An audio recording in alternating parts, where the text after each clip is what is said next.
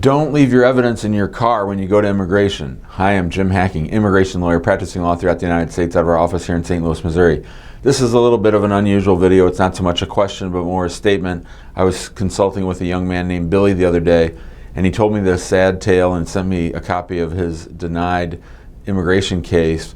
And it turns out that the case was denied because he had forgotten to bring evidence into his interview. The officer was in a bit of a hurry, and the officer asked him for such and such piece of evidence. I don't even remember what it was. I believe it might have been marital evidence in a spouse case, but he had left it out in the car. And of course you have to go through security, and it's a big hassle when you get to immigration. And to go through that all again, the officer didn't feel like waiting. So the officer said, don't worry about it, I'll just send you a request for evidence.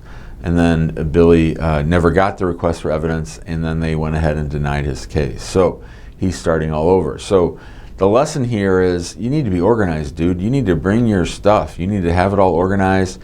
You want to have it in folders. You want to be able to get it very quickly depending on what the officer asks for. You don't want to be waiting around, sort of looking around saying, oh boy, I sure hope I brought everything. No, you want to be very detail oriented. This is a case where you want to be like my wife, who's very detail oriented, has everything in order, and you don't want to leave anything in your car. And the reason I bring this up is it's not so much about leaving it in the car. A lot of times the officers will let you go get the documents.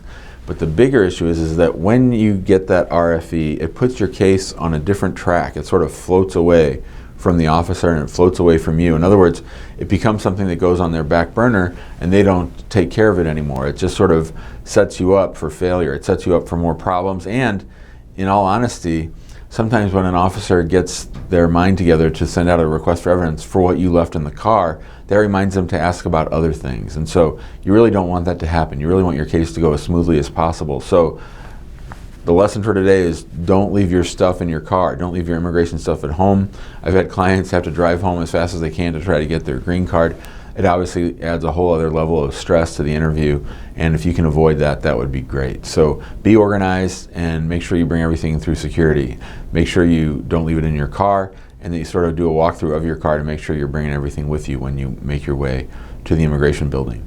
We hope you found this video helpful. If you did, let us know. Leave us a comment below. We really love our comments. If you have any questions, give us a call, 314-961-8200. You can email us at info@hackinglawpractice.com.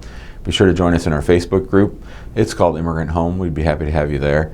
And then if you like this video, make sure to connect with me on LinkedIn and subscribe to our YouTube channel so that you get updates whenever we make videos just like this one. Thanks a lot. Have a great day.